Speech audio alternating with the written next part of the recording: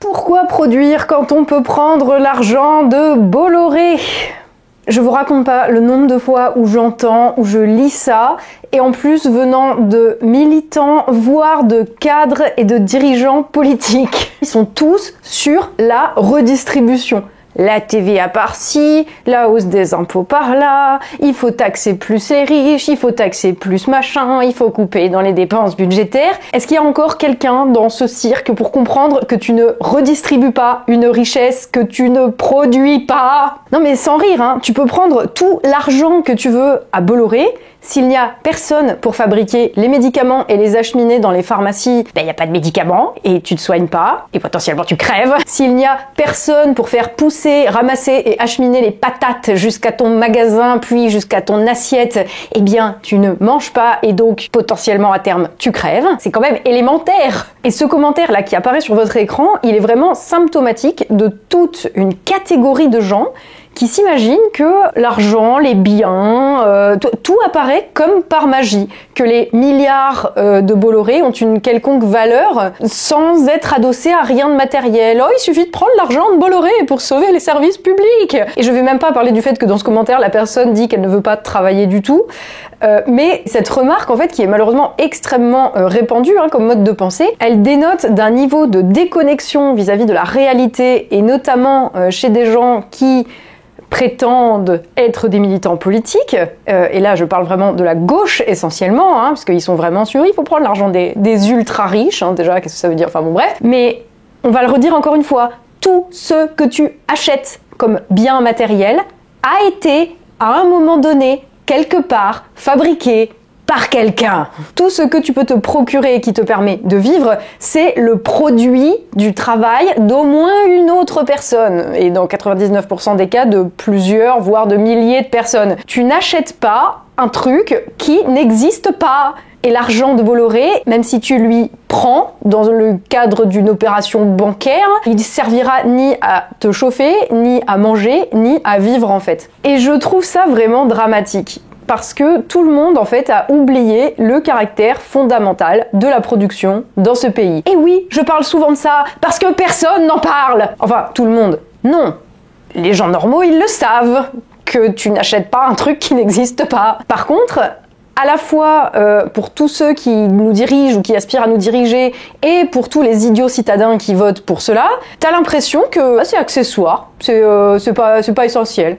C'est même pas qu'ils sont contre le principe de produire en soi, à part une certaine partie de la gauche et particulièrement les écolos, qui eux assument carrément d'être contre la production. Est-ce qu'on a déjà vu un truc aussi débile? Je ne sais pas, mais écoutez, c'est le 21e siècle. Mais à part les gros débiles profonds là, tous les autres ne voient pas cet éléphant dans la pièce. Tu vois, pour eux, les trucs apparaissent par magie dans leurs assiettes. Les voitures dans lesquelles ils posent leur cul, elles se sont matérialisées d'elles-mêmes. Et s'il y a des médicaments dans les pharmacies, c'est l'opération du Saint-Esprit qui est à l'origine de tout ça. Comme de l'électricité qui leur permet de faire tourner leur machine à laver. Machine à laver, d'ailleurs, elle aussi matérialisée comme par enchantement dans la camionnette du livreur sous-traitant de chez Darty où ils l'ont achetée sans qu'il n'y ait personne qui les ait produites. Et bien sûr, le jour où il y a un manque dans ces domaines, leur solution, ça va toujours être la même chose, ça va être taxer les riches. Oui, enfin de l'autre côté, faites pas trop les malins, parce que la solution, baisser les impôts ou baisser la TVA, c'est aussi une question de redistribution. Est-ce que vous vous rendez compte du pays dans lequel on vit? Ils ont oublié la réalité. Je sais même pas, enfin c'est dingue. Pour eux, par contre, l'argent de Bernard Arnault, il est réel, il est concret. C'est pas des machins placés dans la sphère financière, des avoirs, des actions, gérés par des grosses sociétés de gestion d'actifs qui créent de la richesse à partir de placements et de promesses de gains. Les produits qu'ils consomment arrivent comme par enchantement. Par contre, l'argent de Vincent Bolloré, là, par contre, c'est concret. Tu sais, ils s'imaginent que c'est comme Picsou qui vont aller vider sa piscine qui est pleine de pièces d'or pour pouvoir donner à l'hôpital et à Gaza. Quelle bande de demeurés, qu'est-ce que vous voulez que je vous dise? Pour leur gouverne, les actifs gérés par BlackRock, au nom des propriétaires de ces actifs, qui inclut bien sûr les dettes des États, les pensions de retraite privées. Ça inclut aussi les titres de propriété de trucs qui s'appellent les moyens de production. Des entreprises qui fabriquent toutes ces choses dont on a besoin, comme des médicaments ou des voitures, ou de la terre même. La finance qui s'est approprié les moyens de production en France et dans le monde occidental dans les années 1970, eh bien en fait elle les a délocalisés, ces moyens de production, parce que ça lui coûtait moins cher. Qu'est-ce qui lui coûtait moins cher? Les coûts de... Oui, les coûts de production! Et c'est exactement ça qu'ils ont fait à nos usines.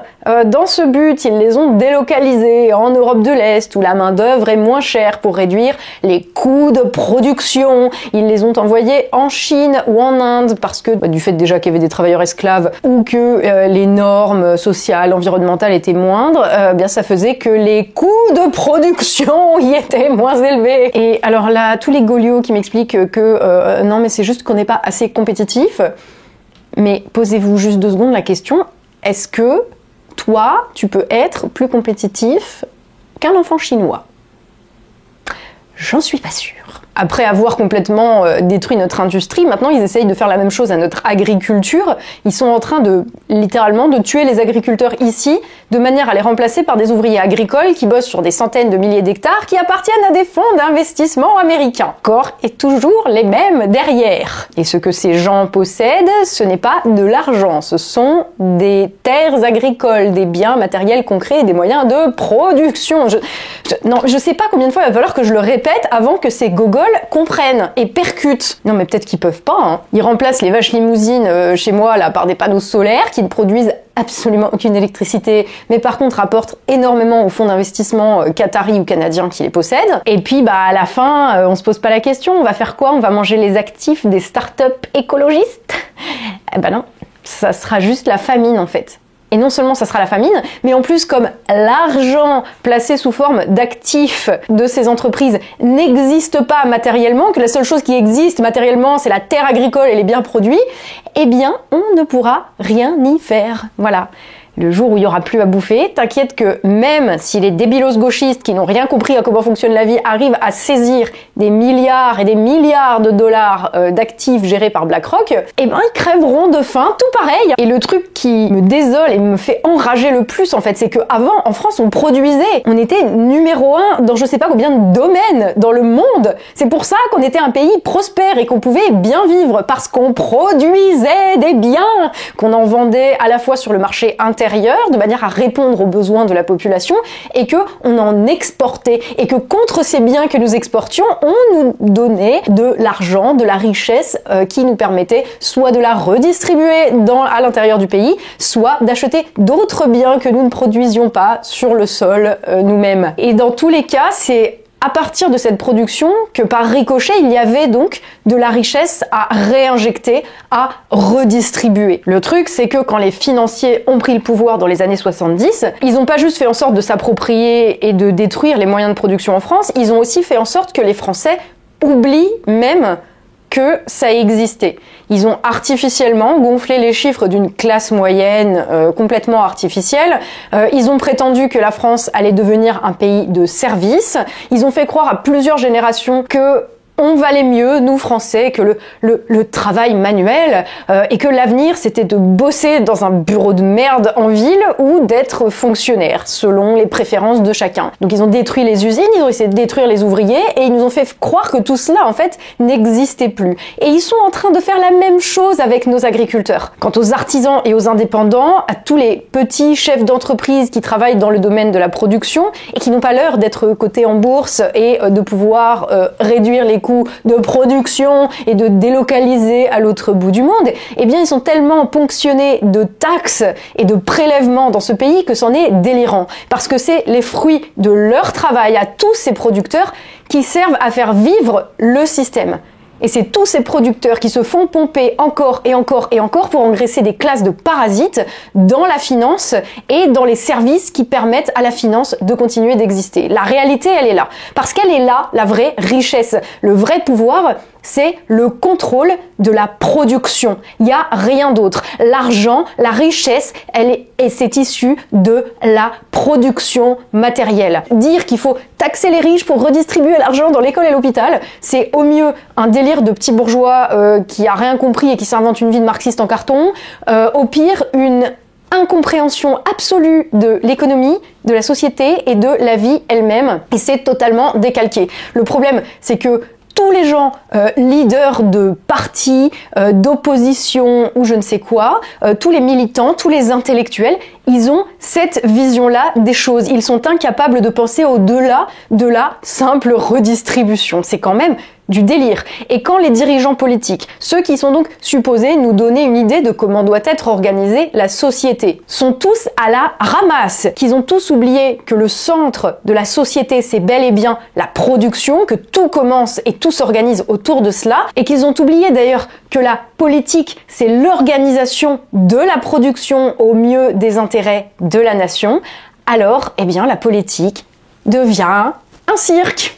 Voilà, et les dirigeants comme les opposants deviennent tous des marionnettes, des véritables maîtres de la production. Parce que comme ils comprennent rien, quand tu comprends rien, tu te fais manipuler facilement. Et à ce moment-là, c'est dramatique parce que la société, elle est condamnée et tous les individus qui composent cette société deviennent tributaires de ceux qui contrôlent véritablement la production. Alors t'inquiète que si en Occident, tout le monde, la classe moyenne l'a oublié, les Chinois, eux, ils n'ont pas oublié que la production était au centre de tout, les Russes non plus, et Bill Gates encore moins, parce que sinon il n'aurait pas racheté des milliers d'hectares de terres cultivables au point de devenir le premier propriétaire de terres agricoles aux États-Unis.